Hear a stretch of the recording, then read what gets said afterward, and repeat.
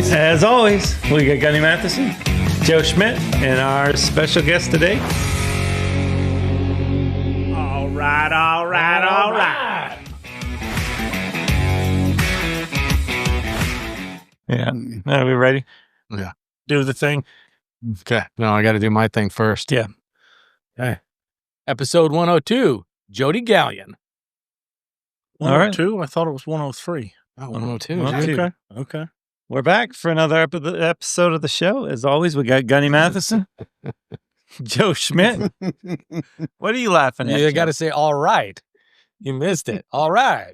We're back. I'm not. Another episode of the show. If I screw it up every time, then it's our new thing. Yeah. So, Okay. Anyway. And our special guest today, Jody Galyean. Thank you guys for having me. Thanks for being here, coming, man. Yeah. No, it's fun for me because we were talking earlier. You know, you and I might have shook hands. I don't know how you say that. Yeah, shook hands, I guess, at some point. Yeah. There you go. We met. Yeah, at one point or another. Yeah. But we don't. You're the first guest we've had on here that Not we personal really, friends with. haven't spent really any time with. So I'm thrilled to be here. Thank you all. Yeah, we're thrilled to have you. You got such a great family history with your dad and your sons and your daughter, and Yeah. I think everybody in your immediate families won the NCHA Futurity, right? Yes, sir. Yeah. It's pretty special. That's Pretty special, that's yeah. unbelievable. Yeah. Wow. Dad was the third, was the highest that he was. And And it's pretty. And he's 96 years old, still alive, still watches every time the kids show, anytime we show, calls us and says, well, now, why'd you do this? Yeah. Well, why'd you Of do course. that? Well, if you'd have done that, or if you'd have done that, and he's usually right. I mean, Yeah. it's very seldom is he wrong. So it's pretty special. Did one of your boys win the fraternity as a non-pro? Yes, sir. Wesley did. And did he win the non-pro fraternity also? No, sir. Okay. He was third in the non-pro fraternity. Was that Spot Hot? Same year, same horse. Yes, sir. Spot Yeah. Hot. And then Bo, the other son, was a reserve champion that year. And that was the first year he came back showing after he'd quit his golf career and started back showing. And so, yeah. That's got to be it's- surreal. and That's got to be really cool. It's pretty special. It's been very blessed and amazing what my dad from Hills of Arkansas and everything that we were at and stuff. And he's got films back in the late 50s and stuff. They'd have afternoon cuttings and the dust is flying and they're all up here with their hand, trying to hold cattle. And for him, we were just talking, for him to see the changes. To me, that's one of the most amazing things is how things have changed and where it's come and the talent levels and education. And those videos would be like gold to get a hold of just to watch one day. it's crazy just That to would be watch them cool. and stuff. We can sit, there's, my mom had taken a bunch of them. We've had them transferred over to modern stuff like that. It's wild to think about what they went through, come through the Depression and do all those things and now see $1 million horses selling and purses paying what he's paying.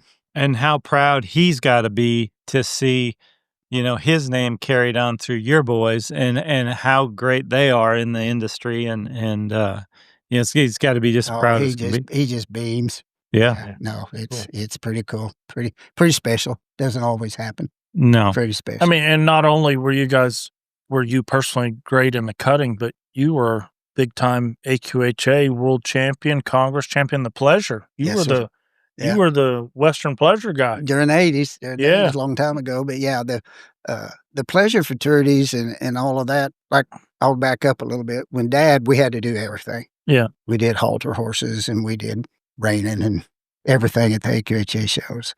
And so the natural progression was then Dad had some horses in 1975, I think it was. He let me start showing a horse called He's a Blue Gold 2, which ended up the world champion pleasure stallion that year when I was 21. And so that was sort of the natural progression of that because really the AQHA was the big thing at that point in time. A lot better. It hadn't become as specialized as it is now. So looking back, it was such a blessing to me to get to do everything and have the knowledge to get to try every event and do all the different things. And so then when the 80s come along, you had the Texas Classic and Congress Pleasure Fraternities and Arkansas. You had, I don't know, there's 7 or 8 of them and stuff. They were all paying $75,000, $80,000, $100,000 in the pleasure fraternities. And That was probably the peak of the pleasure stuff, wasn't it? It was. You had Doug Carpenter and Cleve Wells and me and Keith Whistle and a whole bunch of all of us that were making a living and enjoying. And, you know, the thing about it was at that time we were sharing ideas. You really didn't know how to train one certain ways or certain. And I think that was one of the biggest gifts during that time was everybody talking about how do you share and how do you train a horse and what do you do to them. We were all experimenting. Right. Where now I think it's been passed along a lot more. Yeah. You know, as a kid, like Jody Galyean, I only thought of you as a pleasure horse trainer. Right. Like I didn't even know because when I was a kid, the big thing was waiting for the Quarter Horse Journal to come in the mail. Yeah. You know, there was no websites or, you know, internet. Right. Yeah, that's what I was looking for. Yeah. Sorry, Joe. No, it was such a big part of my life and my world. And then later on I think it was 83 or so and stuff, I showed 82, I guess it was, started showing the cut. And of course, Dad had always brought me down. I'd show one for Dad at the futurity a few years. And so then during that period of time for about 10, 12 years, I'm doing the pleasure and the cutty. And I'm running crazy. I mean, it's like trying to do both. And you fly. Cutting was big too in the 80s, wasn't it? It was.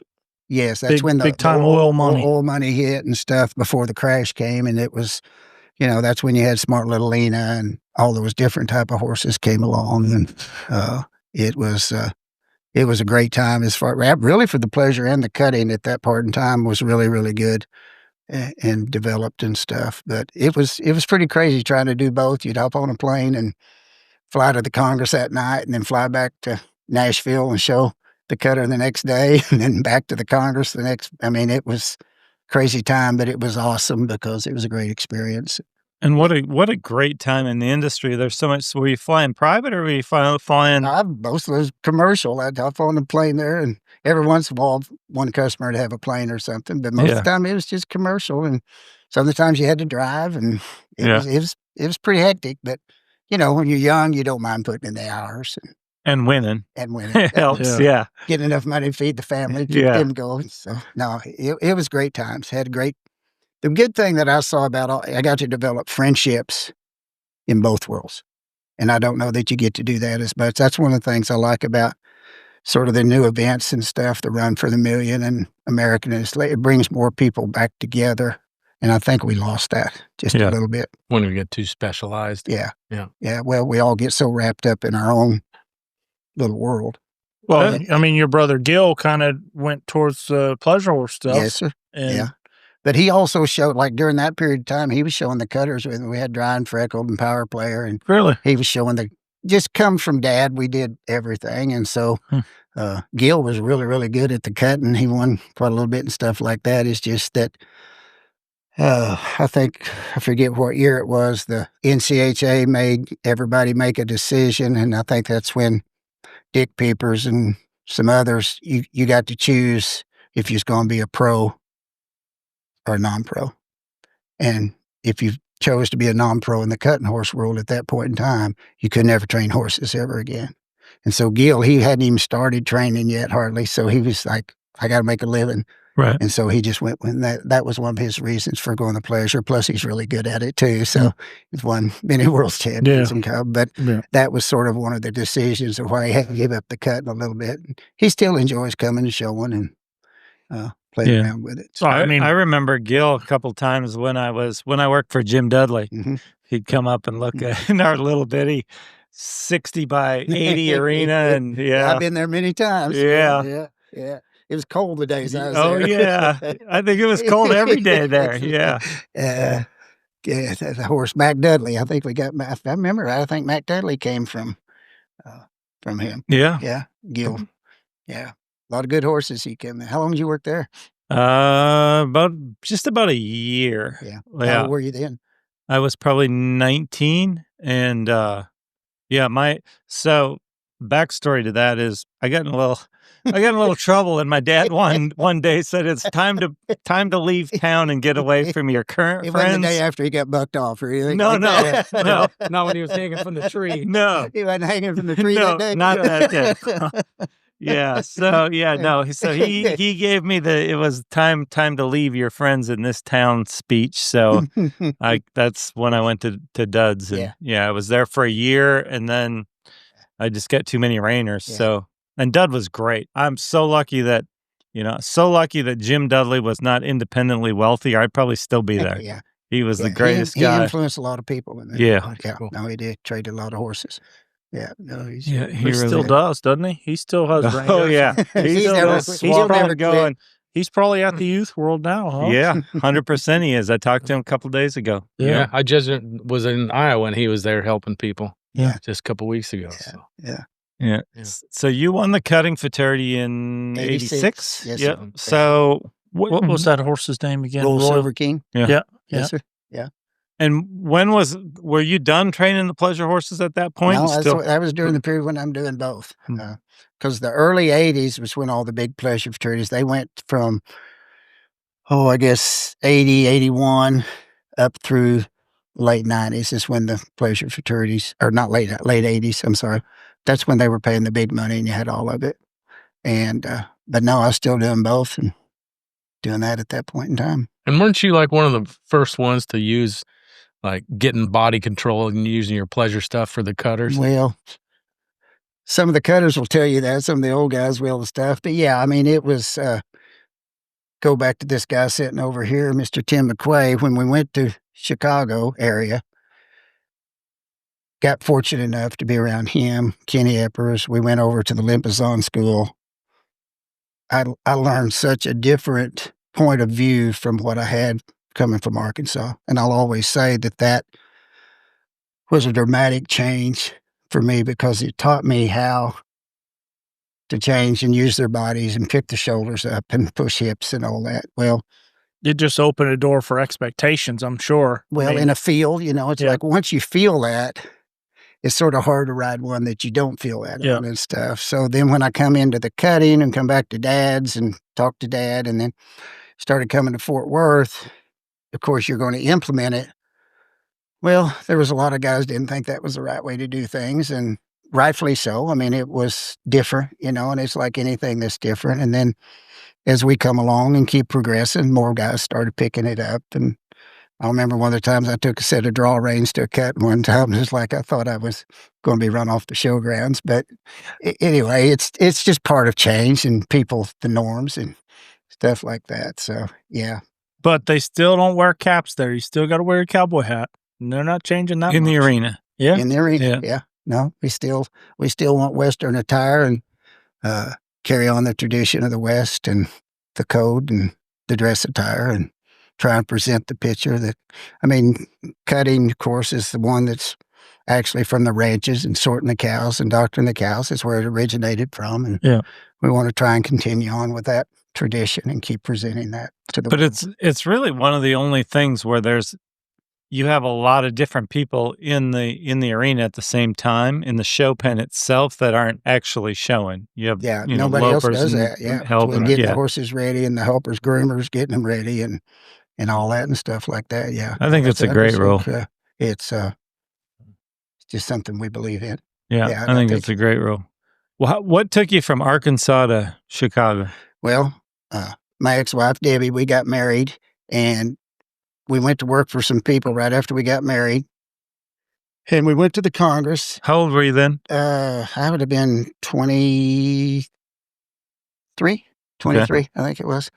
Went to the Congress, and by the time we got to the Congress, we looked up and I had $182 left to my name. And so we're like, we need to find a job. How far can $182? We can't get home, guys. Yeah. We cannot get home. We draw a circle on the map. This is as far as it goes. We cannot get back. So we need to find a job.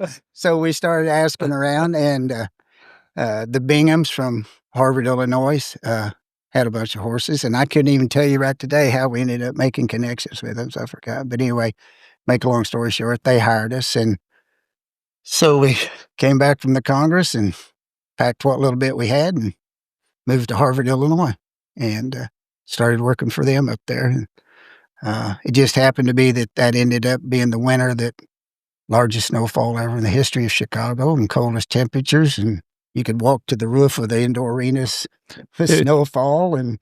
So it wasn't what have enough. I gotten into? Yeah, that $180 really looks better all the time. They got you broke, didn't it? It's like, is money worth this? But anyway, so stayed up there for a year and worked for them. And like I said, it ended up being a blessing, a great experience because I got to be around Tim and Kenny and all that group and stuff and see things I'd never seen before. And that was exclusively a pleasure horse job? They did halter and pleasure. Okay. The Binghams did. They had they owned a school bus company that provided school buses for a lot of the schools around there. And they had a big indoor arena and they wanted their kids. We'd work all day and then the kids come out after school at night and give them lessons. And then halfway through the year started getting to take some outside horses also. And, back in those days, you fed the horses yourselves and did everything like that and stuff. But it ended up being, even though it was cold, a great opportunity to be around the horse shows and see, I think Tim could say this, but at that point in time, and I've always give Kenny Eppers tons of credit. Yeah, I've heard that in other interviews. Revolutionary horse trainer. Yeah. That's what I've heard. And we taught us how to bridle horse, make a horse give his face.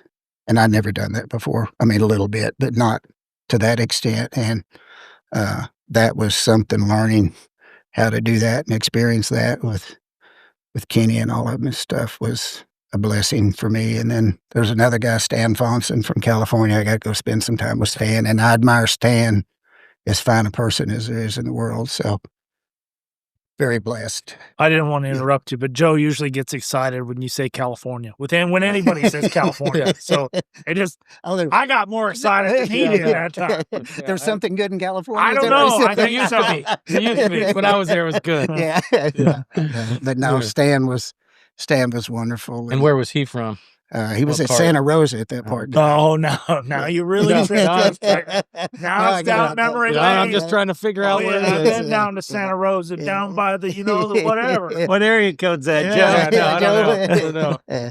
And then Stan's daughter, she's showing cutters now. She saw her here in Fort Worth last week and stuff. So it's all full circle sometimes. But I will always say that was a blessing and changed my life, getting to go up there and be around all those guys.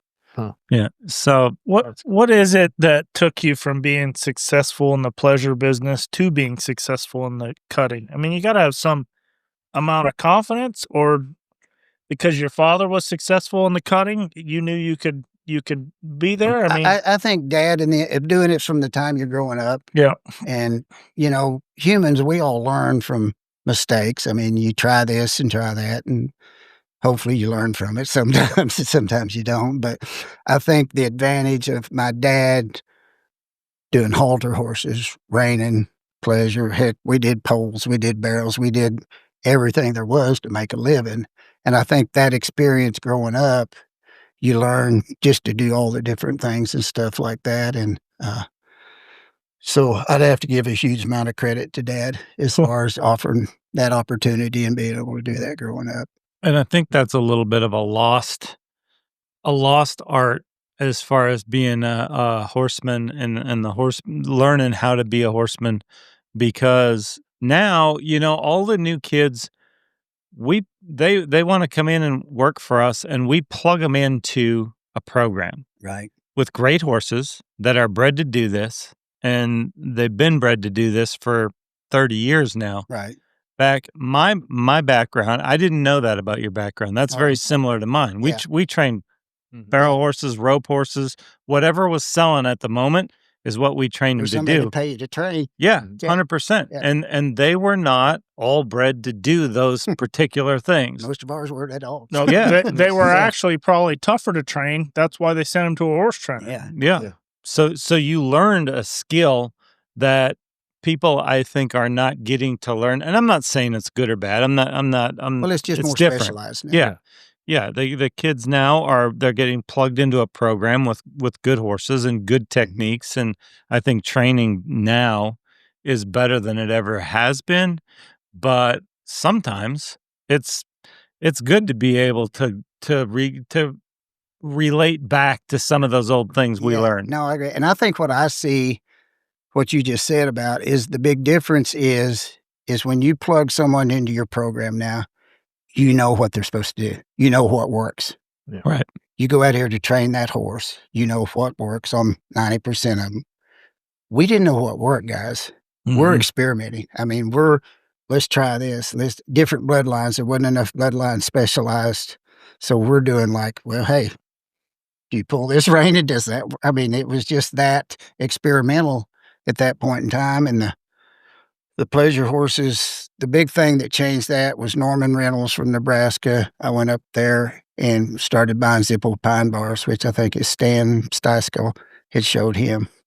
And the Zippo pine bars were calm, natural moving, and that completely changed the pleasure horses. That was sort of, in my opinion, the first time we actually started breeding pleasure horse related horses. And you had Mr. Zippo Pine and Heaven Sent and all that Chocolate Chip, and you had all these pleasure horses, Mr. Goodbar, all these different horses that were to the pleasure horse. So that's, to me, that changed. And that's to your point.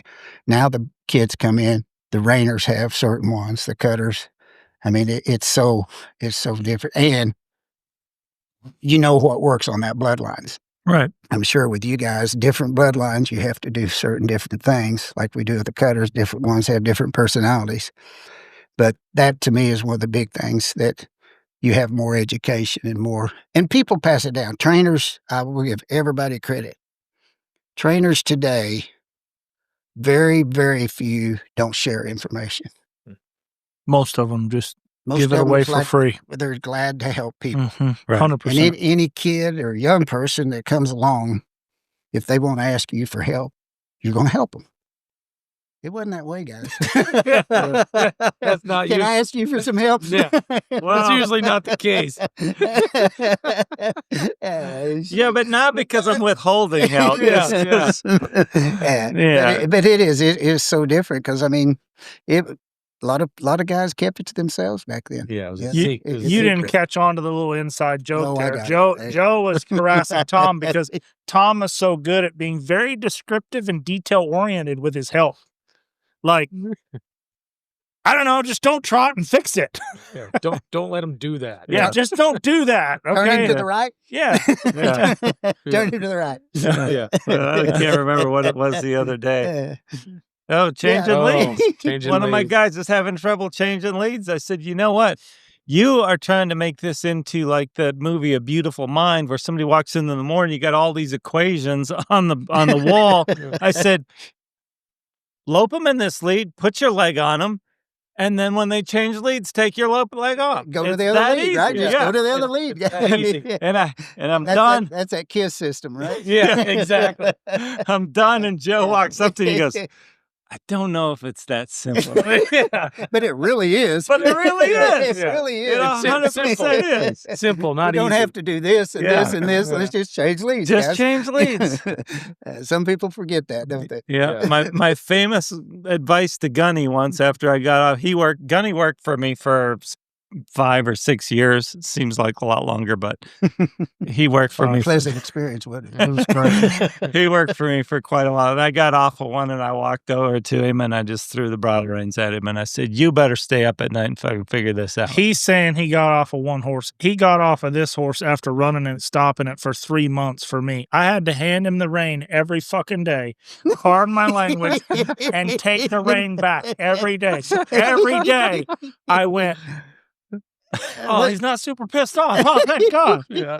Wait a minute. He gets pissed off? Oh, yeah. No, I've never heard that. There was one What are day you talking about? There was one day at the ranch where there was 30 people lined up in the arena watching me get my ass chewed, and they all thought my name was the F word. Well, did you learn from it? Oh, yeah. Yeah. I used those same training techniques. Teaching methods. Yeah, those same teaching methods. Hey, those are a little outdated, by the way. No, they're still in date. I'm telling you. It's great to ask them, what are you doing? And have them stare at you and go, what are you, dumb? Are you stupid? Can you say something? Well, what are you doing?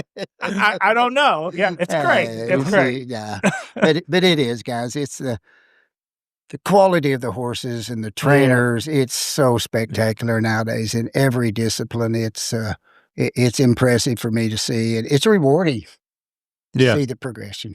And you've turned out some really good guys, like Troy Compton worked for you, and Todd Summers, and Troy had. Oh, we could go both through of a those list guys. of people I don't know. Yeah, I don't know Yeah. who all worked, but those guys had nothing but good things to say about you. They're great. Milt Alderman is always special to my heart as far as what Milt's done, and there's so many more. But yes, I've been very blessed to have all those people work for me. I mean, it was a blessing to have Todd Summers work for you. Wait a minute, I forgot about Todd.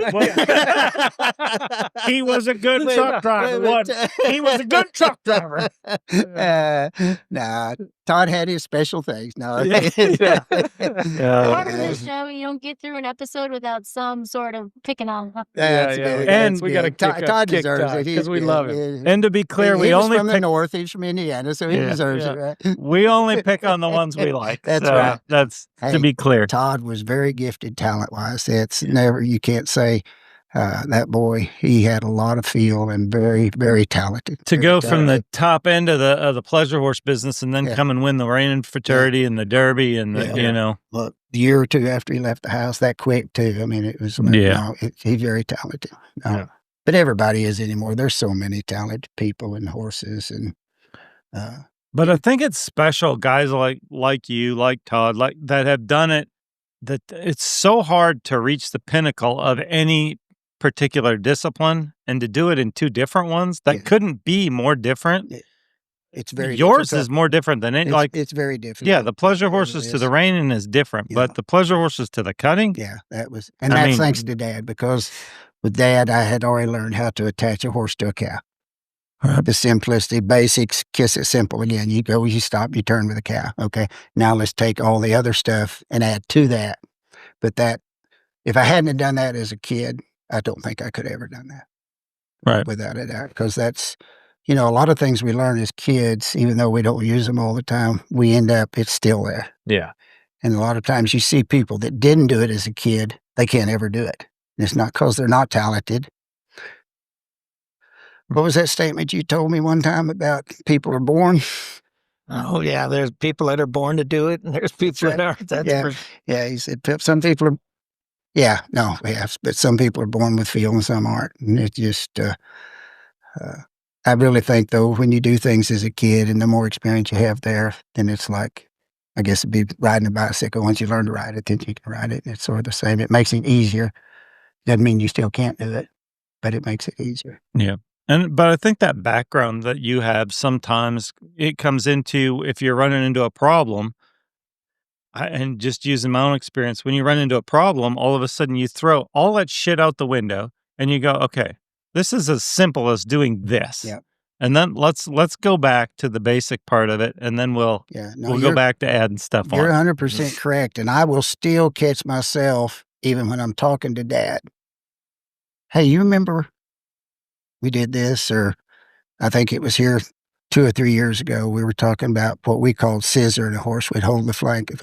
Well, heck, we did that 30 years. And I was like, what are you guys doing? And Dad's always actually said, but you go back to those things of doing things like, wait, hey, I need to do this, just to your point and stuff like that. It gives you a reference point to go back to that worked. Right. Yeah. Right. So now, how do you your dad passed all that, and those experiences were from your dad to you, and, Yes, sir. and training all those horses. Right. Now you were more specialized when your boys came along. Yeah. The boys pretty well, we did pleasure a little bit. They didn't enjoy it that much or anything. Bo, from the time he was 10 or 11, he quit the horses, played golf, never got on a horse till he graduated college.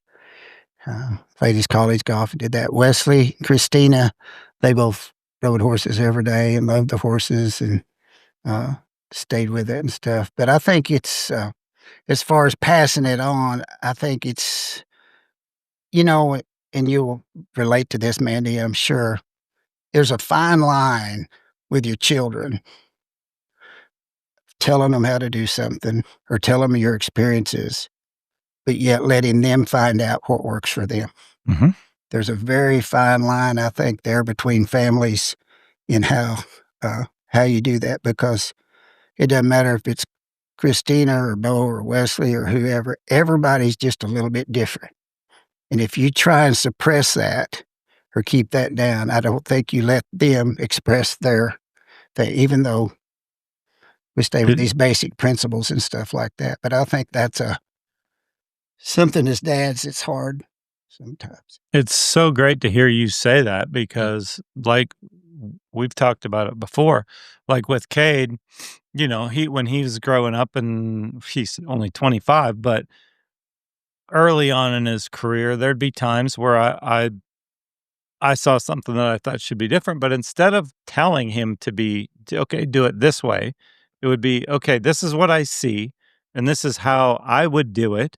But if you're not feeling it, if you don't feel it's going to work for you, don't do it. Yeah. Because to me, and I know the relationship you have with your kids, to me, the relationship was always more important than the horse trading. Yeah. And that was probably one of the hardest things for me, because I was a little inclined to say, hey, why are you doing that?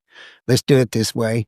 I think that was probably, the boys probably say the same thing. But I remember Cade, his first year on his own at the Derby, he was in a train wreck with the one that he showed. And Tom wasn't saying a word to Cade. He was letting me have a little bit of the grind. I don't know what he's doing. What's going on, dude? This and that. Cade walks out there and marks 2:24.5. It's like winning the go round most of the day. Ends up third in the go round. Now I can't say nothing to him. No? Yeah. And that's you really can't. That's to the point of letting them figure out. And it's hard. It's hard as that, because in your mind or my mind or whatever, you think that's really wrong. Mm-hmm. Yeah. And today's Cade knows that wasn't that wasn't efficient. Yeah, what was going on there? That's right. They learn. Yeah, his ability to horse show was pulled that off. And don't you think that is the difference in Cade or my sons and daughter, or where some people figure out that doesn't work, and then some people keep doing it? I think that's one of the key things, is the difference in winners and ones that don't end up. You agree with that? 100%. So you guys think that your children's success is not based on really you manufacturing them. You just gave them an opportunity to sink or swim, and they either they took it and ran with it. Yeah, basically. We might have yelled at him a little bit once in a while too. Oh, I know that he had to. You had to have yelled. I mean, it's in your nature, isn't it, to say the F word one time? It's hard. Or say, how dumb are you? Yeah. Do you say that? Do you ask your help, hey, how dumb are you? And just wait for him to answer you? I'm not as nice as him. Well, he doesn't ask him. He just tells him. It's really frustrating that you have to answer the question. I don't know, pretty dumb, I guess. So, I don't know. I got to ask Gunny a question. Do you still harbor some anger? Yeah. There's drama. There's a little bit in there. It sounds to me like you still harbor a little anger. Yeah. How dumb are you? Oh, he wants an answer. Is there a saying, let it go? Yeah.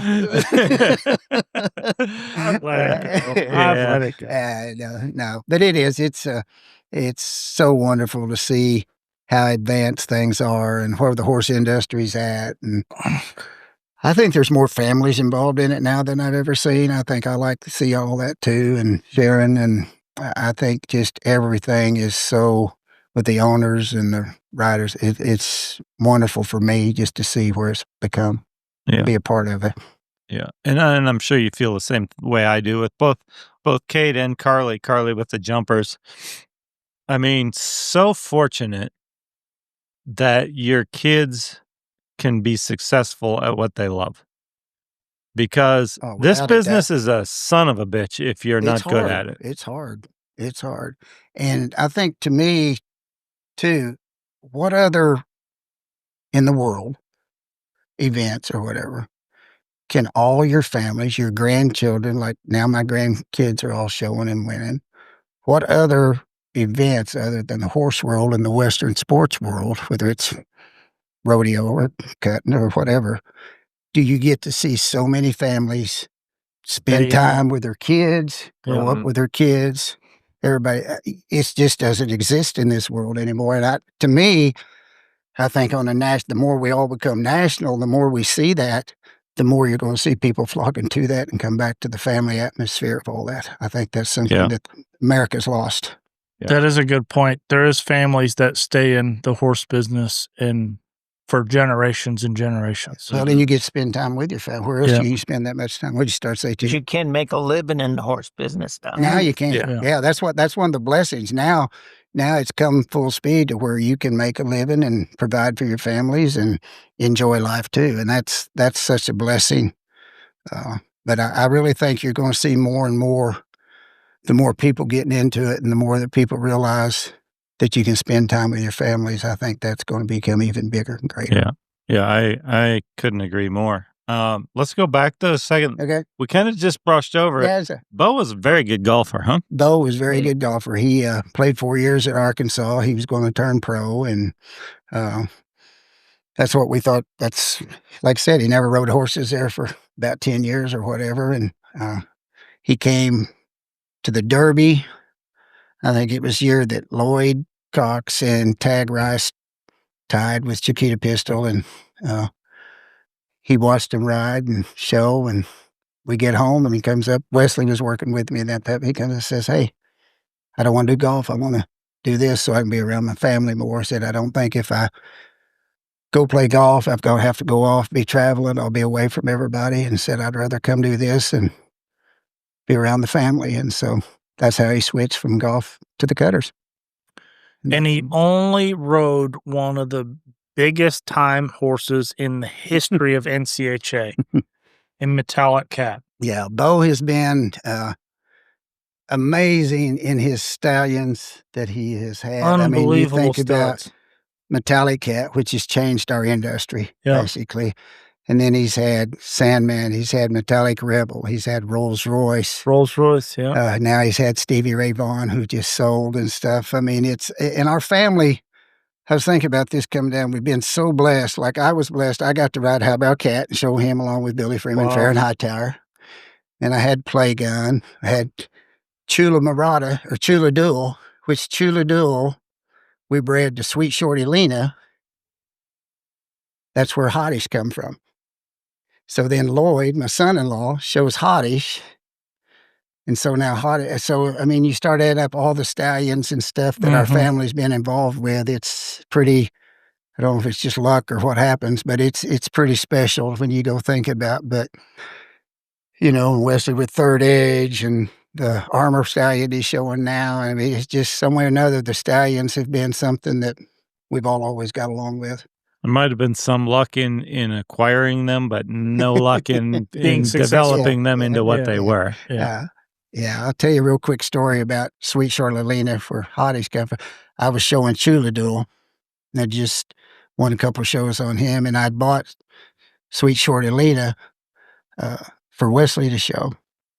And so we'd sit Chula up to Oklahoma City, and I said, "Wesley, here you come on and show him in the youth." So he gets on show, marks some big score and wins it. He says, comes out and he says, "Dad, I think we need to breed him to Sweet Shorty Lena." I said, "I don't know, Wes. We're going to think about doing." He goes, "No, we." So we bred that, and that's where Hottish comes from. So I mean, it just, you know, little decisions in life that you don't know at that point in time how it's going to end up. So lots of great stories and lots of great memories, and but yeah, the stallions for the family have been pretty amazing, the influence they've had on the cutting horse world. Yeah, no, and Bo's story. So he's 22 when he comes to you and says he doesn't want to golf anymore. When was his first success after that? Well, that would have been the Futurity. I got to think a second here. We had a horse called we called him Jerry, and we went up to my dad's, and Bo would. Dad giving money to buy him or something. I forget now exactly how he ended up getting that horse and stuff. We went up to Dad's and he starts working him. And so, I mean, Bo knows a little bit at this point in time, but and to Wesley's credit, Wesley helped Bo tremendously, some brothers, but he helped him tremendously. So he starts working this horse. He's working him. He ties him up. He comes back, he works again. Finally, Dad comes on over the house. He says, "He's dug a trench about this deep on a straight line out there working this horse. I got to come to the house and cool off a little bit." So Bo was very determined right off the bat. You could tell he was like, "Hey, I'm going to do whatever it takes to win and stuff like that. And so I think that was the first one. And actually, I think, if I remember right, he made the finals at the Open Futurity on that horse, and then come back with the year that you were talking about where Wesley won the Futurity. Spots Hot would have been 2004. And Bo had Highlight Cat that year, and he was reserving the non-pro on him that year. So what was that from 20? How old was he then? Well, let's see, Bo had been 24. So in 2 years. 2 years. Not riding for. Yeah, not riding for 10, 11 years. Yeah. Crazy. But there's probably something to riding as a kid and being around it. Like he probably developed some natural feel around a horse at a young age. Yeah, again, but still pretty remarkable. Oh, it's unbelievable. And to be a D1 golfer at that level, you'll have the discipline to, the athleticism. He's getting up at 6 o'clock in the morning, rain or cold, and playing golf, and traveling tournaments and doing all that, and then come back. And to pick it up that quick was pretty amazing. Yeah. And what'd you say? He went golfing with his buddies in Hawaii and shot 67 or something like that here last fall. It's just like, it just, He probably could still beat me, Tom, and Kate in the scramble. It depends on how many of you get kick the ball or drop a ball out of the pocket. Oh, we get a we're pretty good at it. That, right? We're going to get a kick, a throw, and a mulligan. No, it's and it's funny. My daughter, Christina, she was always so special as the rider. She could ride probably better than either one of the boys when we were kids. She'd hop on these horses and go running, and they'd go chase this and that and stuff like that. And then it just part of that family deal of being able to be with everybody. And then when she won the Futurity, that was, as a dad, that's pretty special. Yeah, 100%. And she's married to Lloyd Cox now. Yeah, she's married to Lloyd Cox, So, and has all in the family. Yeah. And they got only the coolest guy in cutting. No offense, but Lloyd Cox is cool. He is. I mean, I agree. You got the hat. Yeah. Horse named Blackish. That's right. Kind of cool. Lloyd is an amazing talent as far as training a cutting horse. He is very, very special and you go back to the KISS system. He's probably a master of that. He keeps it so simple, and it's like, doesn't get complicated, and he's probably the very best at that of anybody I've ever seen as far as just keeping it basic and simple and then still winning. It's pretty crazy how good he is. Is he at one time, or is now, the all-time leading money? I think he still is. It's over 10 million, almost 11 million. I don't know. There's a couple, 2 or 3 of them up there in that same range, but he's right there. I know it's over $10 million he's won and stuff, but he is very special when it comes to attaching a horse to a cow and keeping it simple as far as that like that. So whole family, it's blessed. Just sometimes you think, how did these dreams all come true and stuff like that? It's really surreal to sit here and listen to all the names of the people and names of the horses that are coming out of your mouth. Like, it is very incredible. It is incredible. Sometimes I forget and stuff till you go look and stuff and everything like that. And I'll throw in a little history right now too. My wife Bridget, going back in her history, because she shows and she's won a bunch of the shows now too. But her and her mom had a horse called Annie Glow, which Don Dodge and Shorty Freeman all showed. So her history goes back in the cutting horse world when they were good friends with Don Dodge and everything back in the day and stuff like that. So it's pretty special for Bridget and I to be together now, and for her to have that history and be able to go shows with me and show and everything like that too. So Don Dodge and Shorty and all those guys, a lot of history back there. So back in the late 80s, early 90s, I used to go watch Cutting Futurity because our Futurity was over. Right. And we could go down there and watch it. And I used to go down there every year. And that was still when you could go to the horse sales, and our breeding wasn't so specialized that you could go down and buy some and kind of, use them for what we did. But I'd go watch the finals, semifinals, finals. And watching when you showed the guys that helped you, that was the all-star. I mean, the all-star of all-stars. It was, I mean, tell these guys who used to help you. I'll go back just a little bit on that, of where that comes from. And you helped them, by the way. Bill Riddle, Terry Riddle, Billy Freeman, and me, we formed this team, so to speak. And it was really sort of when we first started, we went about a year or two, and it's like everybody, you pick a cow, you know, and in our sport, picking the right cow and one that hasn't been worked and this and that is so important. So everybody sort of picked their own cows, and we all decided one day and stuff like that. And I think it was Bill Riddle's idea that, hey, let's just all, whenever cow, it's the best one left, we all tell each other about it. Let's start working that. And let's work together on the cows a little bit. Picking cows, and let's, like, instead of one guy trying to pick his own cows, let's all start. And there were some others that did it also at that point in time. I'm not trying to leave anybody out, but that was what, to me, being blessed enough, because you got to remember that Terry Riddle is married to Billy Freeman's sister, Sharon, which we go back to Shorty Freeman and the family there. So to be all involved in that, and then have my dad also helping, I mean, it's like, how could you have any better situation to walk into with that kind of, and talk, you know, we'd all talk and stuff like that. So I'll always say that with Bill and Terry Riddle and Sharon and Billy Freeman and stuff, I owe a big part of my cutting success to all of them, just being able to be around them and experience those things and talk about it. That's incredible. That's incredible. Lots of great memories and lots of a few fights once in a while.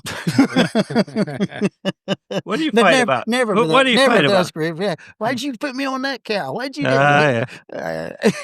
I'll never forget, we were at Reno, and I was showing him. Bill Riddle and I are so great friends and stuff like that, but you know how you react in the moment. And I'm working this cow, and it comes and it runs by, and I'm like, why can't you hit that cow?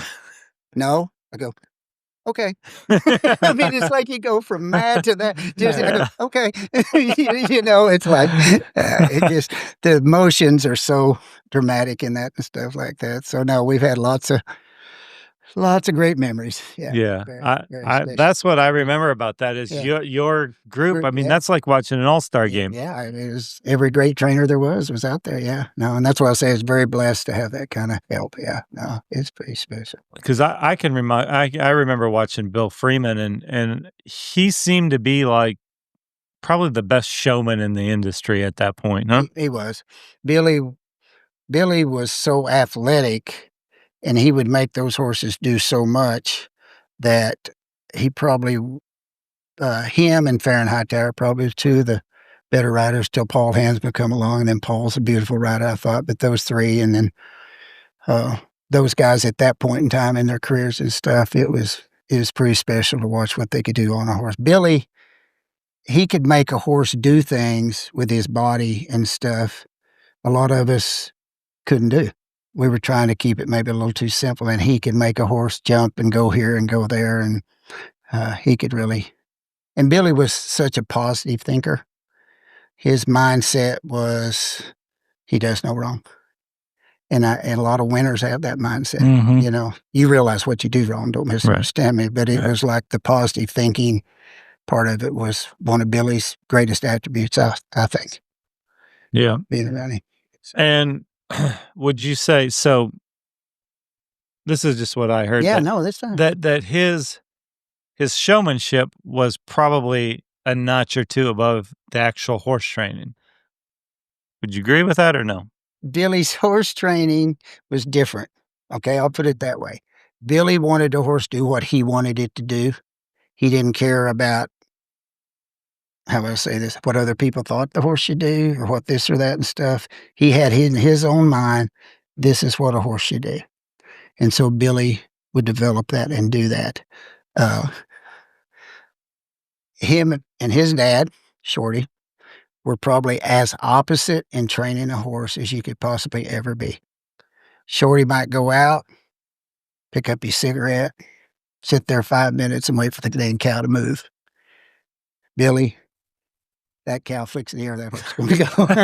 I mean, it's just that different. And that's just the truth of it. And it worked for both of them. You know, they both ended up being great, but it was, but I've heard that about Billy, and I don't know that I agree with that completely the way that's presented, because to me, his training was what he wanted. Right. Still a great horse trainer. Still great. It might have been different than me or somebody else than a horse. I mean, Billy and I have had tons of arguments. Well, how should a horse turn around? I mean, we've argued that and still would if he's alive today. But to him, this is what he wanted the horse to do, and so he did it. I tell you, Terry Riddle and Bill Riddle were probably, I compare them to my dad a lot in that as far as horsemen, knowing about horses, knowing what those two guys, very, very, very knowledgeable and stuff like that. Terry Riddle was a great horse trainer. So, yes, being around all those and then being around my dad and did all that, it was a lot of experience thrown into this head at some points and times. Yeah. So where are Wes and Bo working now? Bo's has his place there in Fort Worth, right outside Fort Worth. It's east south of Fort Worth, about 20 minutes. The other one's just outside of Tulsa, right? Wes is at Claremore. Yeah. Yeah, he works out of Claremore. And then Lloyd and my daughter are about a mile down the road from me. They're on Oswald Road. You know how I know where I knew he's from Claremore, and I know that because I bought my motorcycle in Claremore, Oklahoma, in RBC. You didn't buy a car from him? No. You're supposed to buy a car from him. Help us out a little bit. I bought me a 20-year-old Harley from a guy in Claremore, Oklahoma, and the guy that was taking me there goes, I think I've been to Jody Galyean's place up here. Yeah, they're just up here. Yeah. No. Yeah. That's fun. That's fun having them all. I mean, they're not in your backyard, but they're all close anyway. Yeah, well, it turned out great because we have the Breeders' Invitational at Tulsa, so we get to go there each year, and then all the Fort Worth events there and stuff like that. And, I've got to say that all the grandkids now showing and stuff like this as we age, it's amazing the enjoyment that it gets to see all the grandkids showing. And where are you based out of? I'm there on Marietta on Oswald Road. There's, okay. Lloyd and then Joseph Harrison, the Ropers right there, then my place, and then James Payne's on down that road, Bill and Michelle Cowan, and it's sort of a small Aubrey deal on Oswald Road. We know right where it's at. Yep. Bob Loomis right in that area. Except we're a lot prettier. We have trees and creeks and green grass. It's nice. It's nice. We have a lake about 5 miles from the house, golf courses. So we've got all the luxuries that Aubrey doesn't have. Yeah. Well, we got a lot of heat and traffic. You probably got more traffic, that's for sure. Yeah. Yeah. Lloyd is growing. We'll be there shortly. There you go. Give us the 10 gate years. will be locked. Yeah, give us 10 years. We'll be up there. What about your show career now? What are you doing showing horses now? Just Bridget and I are showing. We've got a mare called Miss Phantom Cat that we've been showing and winning some on her and just enjoying. I've ride just my own horses and quit training a couple, 2 or 3 years ago. Just doing it for your soul. Raising some mares and babies. We've had some really good mares and babies. That Red Bull that Corey's been showing in the cow horses out of one of her mares, and then Soul Rain and some of these others, just racing those mares and babies and showing a little bit. So what happens? You raise a really good baby. It looks like it's going to be a star. Bo, Wes, Lloyd. Put it in the sale. There you go. That's the Jody Galyean theory. You put it in the sale and bid on it, boys. I gave you all your life. Now it's time to buy it. You compete with everybody else now. You tell Bo, I got the best baby I ever. Don't tell your buddy, though. No, and then you go right to Wes and you go, now don't tell Bo. I didn't tell him. I got the best baby ever. Tim and I just put them in the sale and have at it, boys. That's the way to do that. Well, lucky for me. Oh. I don't have any siblings to argue with. Yeah, but you've always been special. But her mean old husband, sells the good ones out from under her. So it's hard not to anymore. It's hard. It's hard not to anymore. I sold her best. There's more of that anger coming out. Yeah, I sold her best. There's a lot of anger in this room tonight. Did you sold the Magnum there? Yeah. I understand. Yeah. Hey, but boy, I had to come across this table and slap you for her. That thing running stop so big. Why would you take that opportunity away from your wife? How dumb are you? Well, because she has Uber Eats and Amazon on her phone. Do you get Amazon packages here? Oh, believe me. Yeah. It'll happen in about 10 years on Oswald Road. It's coming. It's already happened. The other day, the Amazon driver pulled up and said, "Hey, is your wife okay?"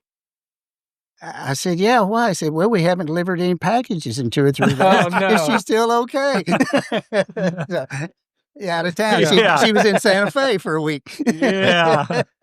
Yeah. No. Good old Amazon. My wife is real good at Amazon. Yeah. There was a world champion. See, of she saves the Amazon. mileage of driving to town. Yeah. Think of Yeah. all the Time. advantages. Yeah. Right, man? I mean, Yeah, pretty much you get to making spend money. more time with him. Don't have to be, oh, wait. Well, I don't know about that. No, Don't that go too doesn't- far, yeah. Jody. Don't go too far. Yeah. At the moment, you hit a sore spot there. So tell me about your. You want to talk about it? No. How's the 100 jumpers going? How's that going? Yeah. She does good, doesn't she? Oh man, Yeah. she's awesome. Superstar.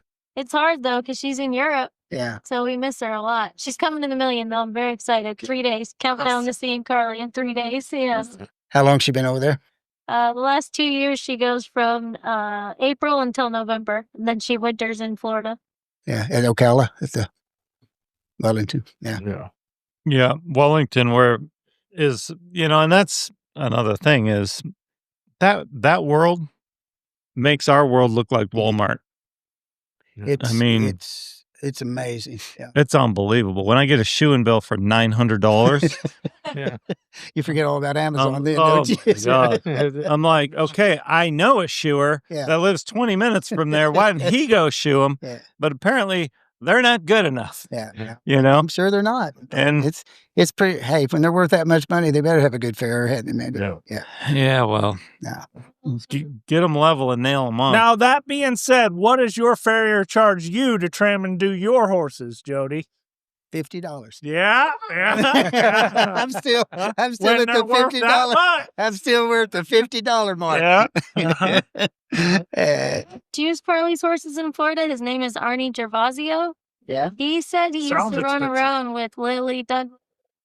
He did. I hadn't heard that name in forever. Yeah, he sure did. Yeah. Do you Well- need a horseshoer? He's available. 900. No, my I bet you can my get it for. my $50 was doing just fine. Yeah, I bet you can get him for 1,000. Yeah. And they don't limp either. Yeah. Yeah, he wouldn't drive by your driveway for $50. I know that.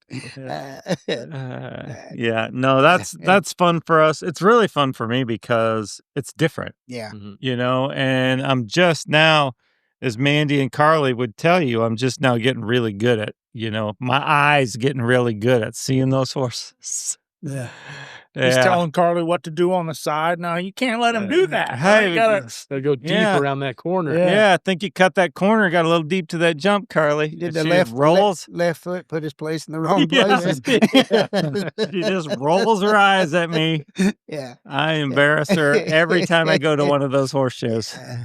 Because that crowd that's one thing I love about the Western crowd, the cutters, the reiners, the cow horse guys. I mean, we're all just pretty much normal, like have a pretty good time. Yeah. Simple. Yeah, she doesn't Simple. She doesn't like my simpleness sometimes at those shows. Sometimes I'm a little too simple. Yeah. No. But it is back to what we were talking about, the fascination of the Western world. When you combine all the sports, how magnificent is that right now in the United States? In Italy, Brazil, all the foreign countries. Yeah. We just got back from Germany doing a clinic here a couple, 2 or 3 months ago. It's everywhere right now. And I think the internet, all those things have advanced. I So much. love that the American, that Cade gets to go down there and meet your boys It's and awesome. meet, Mhm. No, they would never Austin meet. Austin. Shepherd. Austin was great to Cade. Yeah. And I mean, No, and they all are. I mean, and I think they all enjoy that too because it brings that together. Because that's what we used to have. Yeah. I mean, it wasn't near Yeah. as advanced, but we used to everybody in every sport. And you're so busy, so specialized, trying to do so. So yes, I think that's what the American and the Run for a Million. I think that's what those things are so fabulous for our industry. Yeah. At a much different level. And Tim will remember this and you'll remember this. Remember when we used to go to AQHA shows and the pleasure horse trainers, you never knew when a friggin' softball game would break out. We'd always have some. Something would always be Yeah. going on. We used to go to AQHA shows too, Tom. We're not that old. Okay. Me and Jody used to. Yeah, but no softball games broke out. Yeah, but everybody was there. I How many mean, home runs did you hit? a lot of them. That's pretty good. As big and strong as you That's are, I pretty figured good. you hit a bunch of them. Yeah, I bet you did. Yeah. I Yeah. used to take Yeah. it probably a little too serious, Yeah. those, but Yeah. And play college ball where? no, didn't No. play college ball. Left home, went right to horse training. Yeah. Could have. Yeah, that's funny. That's what I wanted to be, was a baseball player. And I Mhm. started playing a little bit in summer ball and little college ball. And the next thing I knew, I tore up my shoulder and I couldn't ever throw. And I said, Mhm. now I look back, I go, thank you, God, because I dang sure wasn't good enough baseball player to ever make it. My But he was my close last to me. baseball game in high school, I threw they scored 1 run on a no-hitter, and we lost the game. Wow. Mm-hmm. How'd that happen? Walking a guy, Okay. pass ball, Stole home, something. mhm. Yeah. You've been Fielder's really choice. good then. Mm-hmm. Yeah. No. He's still carrying a little bit of trauma from Oh, that. Yeah. More anger coming out, guys. Yeah. You don't this have is anger time- release. We don't really have time to get into all the Gunny's Try not to issues. bring up baseball. No, I actually, one of my favorite stories from baseball in high school was I got put in as a sophomore in a JV team. We were losing 12-0 or something. I got put in with the bases juiced, and the second pitch I threw, the guy hit it 6 houses deep. And the third pitch I threw was the hardest ball I've ever thrown in my life, at the middle of the next guy's back. And he went thud and started squirming like a fish. And the only thing I thought was, dude, your friend stood up there and teed off on me like he knew what was coming. Somebody's paying the price for it. Yeah. Well, Yeah. it was that guy right there. And I felt bad for that guy, but not really. He should have felt bad for me, because my coach chewed my ass in front of that umpire. So, ladies and gentlemen, we just want you all to know It's this okay. anger's been in existence for a long time. Yeah. There's something in there. Yeah. We haven't talked about this. Oh, yeah. Jesus Christ, man. Yeah. Hey, my coach Tim, gave me do a I pound get when we paid for got this done. therapy session? I want paid for Man, Yeah. God, Oh, yeah. how do you feel? I feel Yeah. better now that I You told do. you guys about it. It feels like I got the release off. Yeah, we've never heard Just what I that. You're welcome. Yeah, just what I needed. we've never heard that story. I don't think. Yeah, I told him. Man, I don't remember that one. No. Jesus. How old were you when you came to work for us? I was 19. Where were we from? Houston. Houston. Katie. Yep. Yep. Rode as a kid with Steve and Andrea Archer. Well, yep. They're great people. Yeah, fabulous people. Yeah. Mhm. You knew Bob Stoops? I did not know Bob Stoops that well, The no, coach but he Bob- was right there. Oh, Guy Stoops. yeah, I'm Guy sorry. Stoops. Bob Yeah, I did not know Stoops. My Guy, bad. Yeah, Guy. Yeah. Yeah. No. but I Guy knew he great. was right Guy there was in a great Houston. friend. Yeah. Yeah. There's a little Alzheimer's coming out there, Bob. Guy. That's pretty close. But no, Guy was great. Great guy. Yeah. Yeah. It's fun. This is fun for me to have you on, because that was, like I said, as a kid growing up, you were in the top of the game and It was waiting on that Quarter Horse Journal and see. I mean, it's it's fun for me. It was very blessed time for me and stuff like that, from the pleasure horse world, and then being able to do both. And I think the pride of being able to be competitive in both was pretty special and stuff like that. I don't know about you guys, but I think sometimes we'll get off a little bit here on a psychology deal.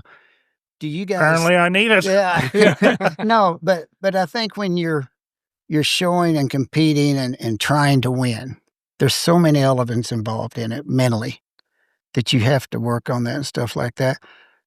But I think sometimes I was harder on myself when I would lose. I think I almost hated losing more than enjoyed winning. Does that make sense? And I don't know- 100%. Yeah. I mean, I think a lot of people that end up being winners, you hate losing. It's like, I'm going to work 10 more hours. Uh, I'm going to do whatever it takes not to lose. To You agree with that, Tim? feeling. Yeah. You've been there too, have you? Yeah, but it is. I mean, you hear people talking about this or that or something like that, but I really think it's that Nope. hating losing Yeah. Well, and that drives us. Winning is a relief, and Yeah. losing is devastating. There you go. Yeah. That's great. I agree. Yeah, that's You what I'm you know saying. how many That's what I'm saying. how many superstar horse trainers that in our world that are friends of mine that I have heard their next they walk out of the pen and they're going to go to work at Walmart or pump gas for a living. Yeah, I mean, Yeah. they're just they take it it's- that hard. Yeah, it Yeah, is no, just they do. devastating. Like They I do. just you know, these are guys that have won Millions of dollars. yeah, millions of dollars, No. and they suck at this. You But know? Bucky's actually pays good by the hour. I've looked into it. Bucky's does pay good. Yeah, by the hour. I've looked They got into nice it. bathrooms. Like Yeah. $29 Nice an bathrooms hour too, for yeah. a manager. I mean, it's Yeah. not bad. Good brisket too. Yeah. Yeah. I think I could manage a Bucky's. A Bucky's. I want to tell you another story about Gunny. Yeah. So Mandy and I, so after we got married, we never went on a honeymoon, but we went somewhere after. We were at a horse show or somewhere, but we still had the cameras. You know, we put cameras on all of our tables at the wedding for people to take pictures of their table and stuff. So we still had some extra cameras that were at the barn and whatever. So we came home, didn't get them all developed yet. Came home from wherever we were, got all these developed. I was And- 19. I mean, It's going to be about I'm a you, Danny. kid. And I'm some a of kid. these were not at the wedding. Some of these were Gunny with his feet up on my desk while we were gone at a horse show or something with a lady sitting on his lap. No, there Some was of no them- ladies. Yeah. I didn't bring any ladies to work. No. Well, that was in his office, right? It was in his office. Wait a minute. There is a story. Where's the picture at, man? If I Hey. can get the picture real quick. Gunny, is this or is this not a true story? Now, I was not at the barn at the time. Can I But unplug did- this mic and not hook up all the audio? But did you not get one of my help to lope around the arena topless at one point? I did Yeah. for Yeah. $10. Yeah.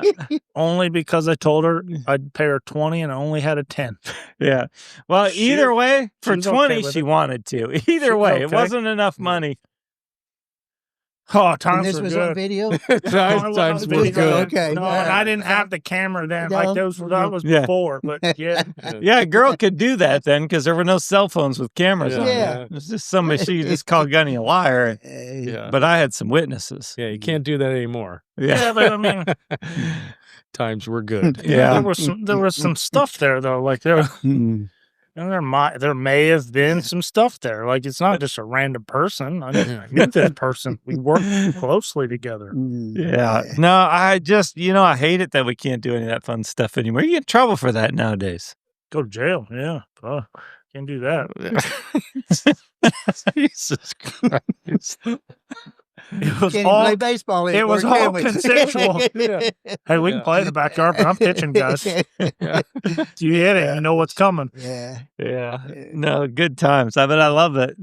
Gunny was kind of very talented, but A good punching bag for Tom. not, maybe not the best employee I've ever had as far as like Following orders. responsibility and, maybe That not a doesn't- great leader. That doesn't mean I couldn't manage a Bucky's today, okay? Yeah. I've been in business for a long time now. I think I could handle a Bucky's. Yeah, I think you could. Now I think you'd be all right with it. But you weren't the best boss back then No, either. I'm not the best boss Now, now. I know. You have grown though, but back then it was way different. It was way worse. Yeah. Oh, how my life would be different if I just went to work for Jody Galyean. Yeah, You'd have Responsible. never got yelled at there. Ask that girl Darlene.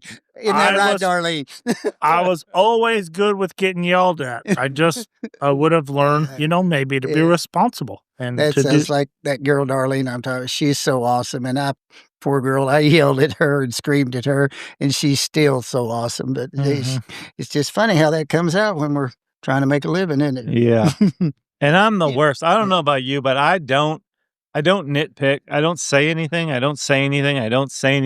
And then I lose my mind. Until he says something. And then it's full flavor. Yeah. When he says something, everybody else in the arena stops. And we just let him put on his show. 5 He's minutes, doing the 10 thing. minutes to get over it, or instantaneously. There you go. Yeah. Oh, it's crazy how much better I We're feel. done, yeah. Yeah. We're done. Yeah. I feel fine, guys. Yeah. I feel great. Let's go to lunch. That was awesome. Yeah. Yeah. But I can tell you also that having a 19-year-old daughter that has a job, that is working somewhere, that is trying to make her way, has changed me. I hate to say it, but it has changed me with some of the gals that are working at her place. I know Makes you their appreciate a parents, little more about it. Yeah. their parents are worried about them. Yeah.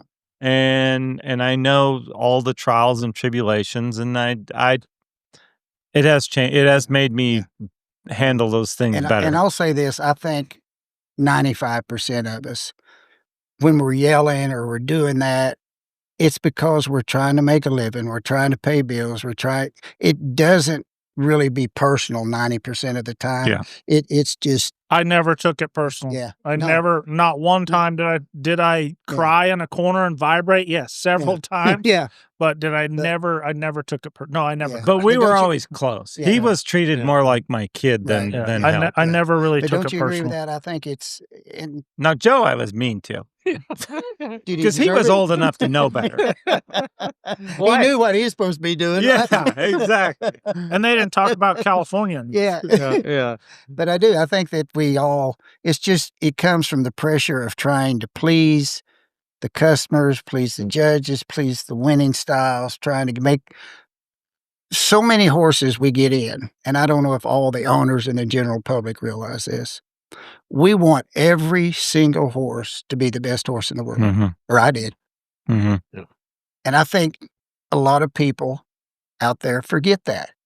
That 90%, we want that horse to be, it can't be, but we're still trying to make it. And so some of that pressure that you're talking about, it's like, come on, we got to do it this way to make that horse the best it can be so it can compete with X and O over here. Yep. And I think that, to me, is what I've noticed through years is it's hard because you want, and the owners, they want them to win. They want it to be the best horse. We want it to be.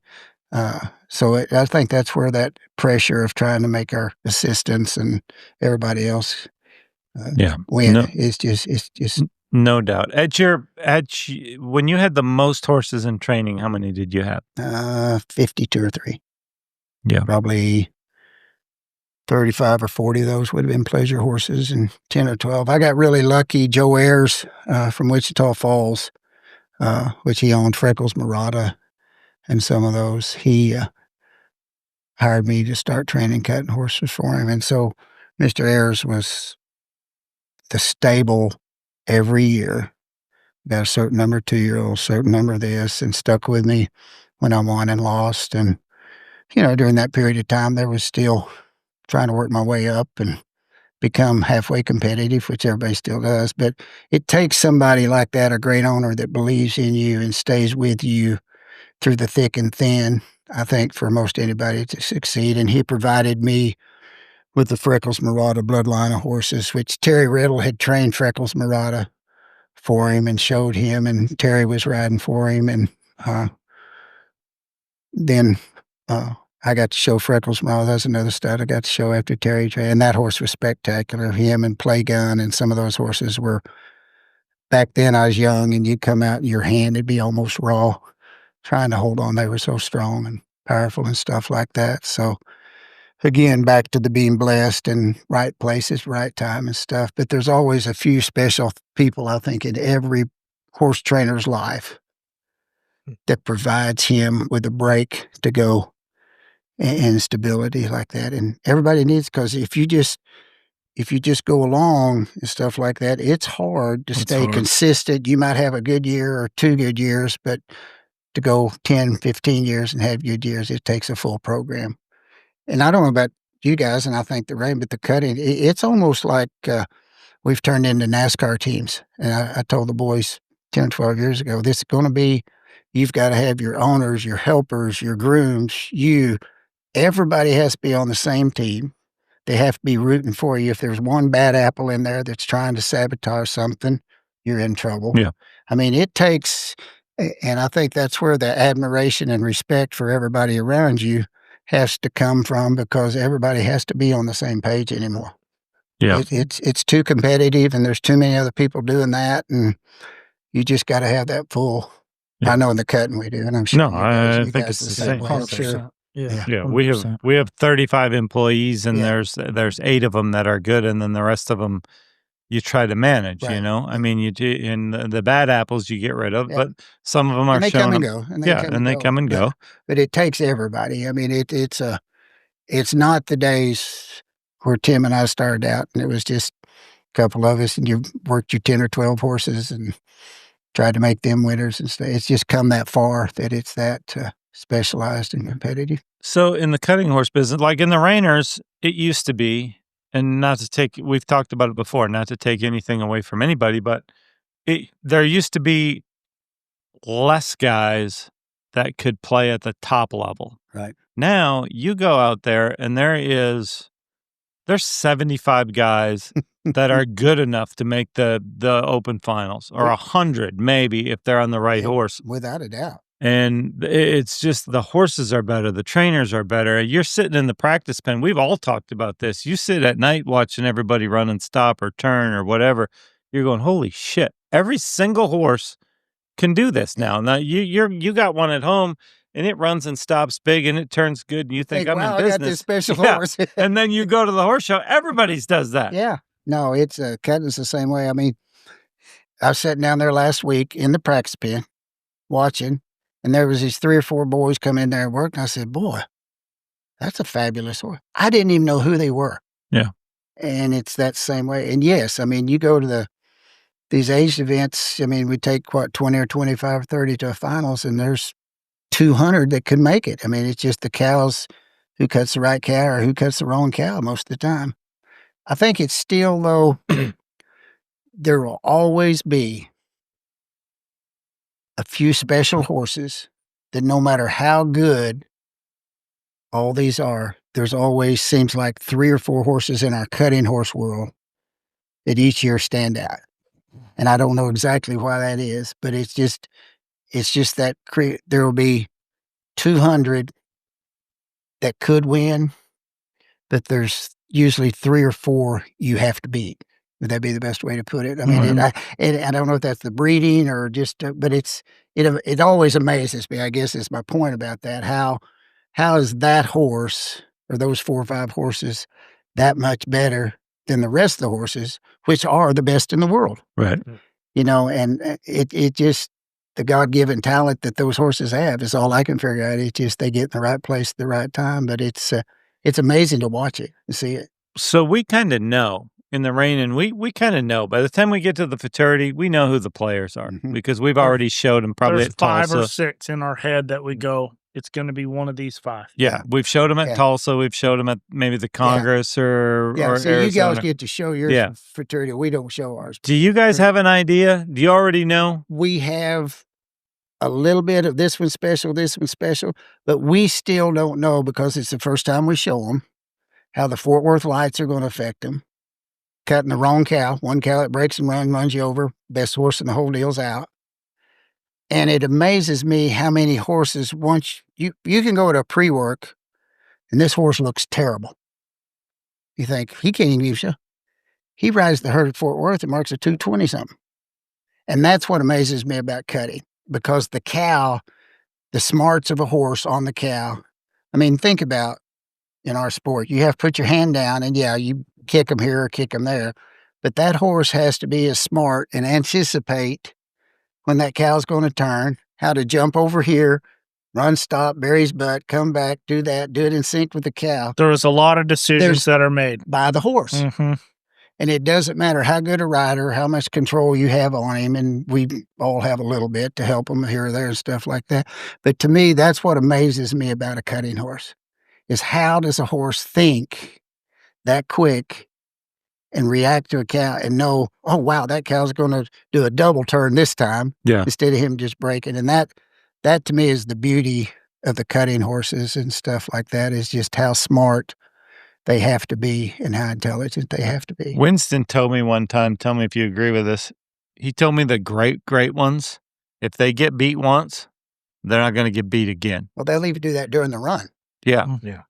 They'll go over here. That's what he was saying. Yeah. Yeah. Even during the run. Yeah. And that cow, and there's all of a sudden goes, no, that cow, here's what he's going to do next time. Well, how does a horse see a cow's head movement and be able to read and then have the athleticism and stuff to go that? I mean, it just, that to me is still the beauty that fascinates me even at my age, is like, how does a horse do that? And that's the appreciation you have for them. And that's what separated the ability for the reiners to be able to go to the cutting sales and buy cutters, because they're so different now. We want our horses to never outthink you. Right. And you guys want your horses. Yeah. You guys want your horses to think. We want them to take control over us. Yeah. And that's to me is the difference in the rein and the cow horse, compared to the cutting. So when we asked Matt Gaines this question when he was on. So how often do you see, because there's such a long time in between your go round and your semifinals, Right. how often do you see guys go home and just blow through one or create a problem that wasn't there? Or used to a lot. I think, again, the knowledge and the experience and people helping people and stuff like that, you'll see it once in a while now, but more it would be because that horse has gotten hurt a little bit or something in between that 2 week. I mean, we're almost 2 weeks from time the second go goes to. It's almost another horse show. It is another horse show. So you've got 2 weeks in between and stuff there. But yeah, we'll see it. You'll see a few. But most trainers are so good and so smart anymore that very seldom, I'm not going to say never, of course, but I mean, not back. So will you give one, you're strong through the first 2 go-rounds, you made the semifinals. Will you give them a week off and then bring them back? Or? Not a full week. Okay. No, I like to go ahead and depends on if they're sore. Okay, let's clarify that. If they're a little muscle sore or something, then of course you're going to get more time off. Now, if they're still sound, I like to turn them out, trot them each day, maybe work them once every 3 days, maybe even every 2. Depends. And a lot of it depends on the horse. Some of the horses, even though we've made the finals or the semifinals, is still not as advanced as we feel like we need him to be. So with him, of course, we're going to work him a little more regular and stuff like that. But I don't know, Dad. I'm sure other guys have different opinions on that, and some of them will turn them out for a week and do that. But just I've found that it works better just keeping in sync a little bit and stuff like that. At that stage of the game, are they working a flag at all, or are they only working cattle? No, we'll work the flag. Yeah, work the flag. If you have some body position you want to work on. Yeah, it's anything just to keep their mind thinking. You know, that's the thing about the cutters is we have to keep their mind thinking. Mm-hmm. So even if you're working the flag or whatever it is, you're trying to make sure they're reacting to that flag the way they're supposed to. It's more about that. And hey, let's make sure we stop over here and don't do this or do that. But it's more about keeping the mind engaged on a cutting horse and keeping him. If you leave him off too long, a lot of times, you know. But now some horses, you could leave them off a week or 10 days and come back in 2 or 3 days and work them 2 or 3 days in a row, and they're right back where they were. So it's just going to depend on that horse a lot. But personally, I just like to go ahead and keep them in every 3 days or so or something, keep them in rhythm and stuff, just enough. Sometimes it might just be for us and our nerves too. For sure.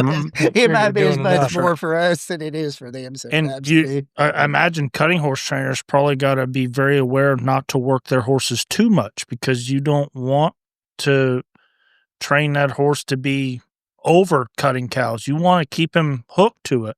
You want to keep him interested in it, not get him over it, where we ride our horses till they don't give a shit about anything. Like they just got to be. Well, they got to listen to you. Yeah. But no, with ours, you want them to be liking it as much as you can. But that's what I meant by thinking. Yeah. You know, is we want to keep that horse thinking and on his job of what he's supposed to be doing and stuff. And yes, you can overwork those horses. And I'll go this far and say I keep going back to Dad and some of the experiences and stuff. One of the things that he always preached and taught, and I think we have followed, you can work a horse 3, 4, 5 times a day if you want to. Depends on how long those sessions are. So is a horse going to learn more by working 3 sessions of 5 minutes? Or is he going to make 1 session of working 30 minutes? And we've always believed that if you work them 3 or 4 times, let them rest, come back, work them again, let them rest, come back. And that's something that came from Dad. And I think a lot of people still follow that. And a lot of guys his generation did that. Yeah. I mean, I think that's, that sort of goes to my philosophy. I think it's great advice. Goes to I think it's great advice. And stuff like that. I think it's great advice even for a reining horse. Yeah. Mm-hmm.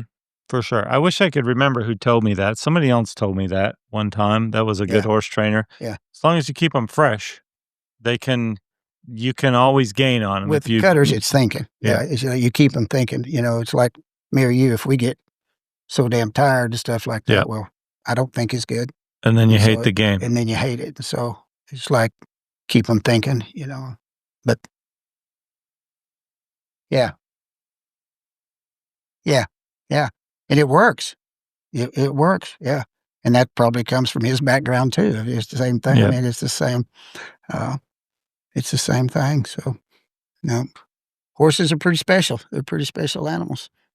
Yeah. Well, we've all been fortunate, and very blessed. yeah, and I love your story. I love the story. Your dad, it feels a little bit like my story. Yeah, I mean, your dad was into it. Your kids are doing well. I mean, it's it's fun to hear. So it's a family thing, and you know, to me, the horse world. I'll say this, whether it's NCHA or that, it offers all of us the opportunity to do that.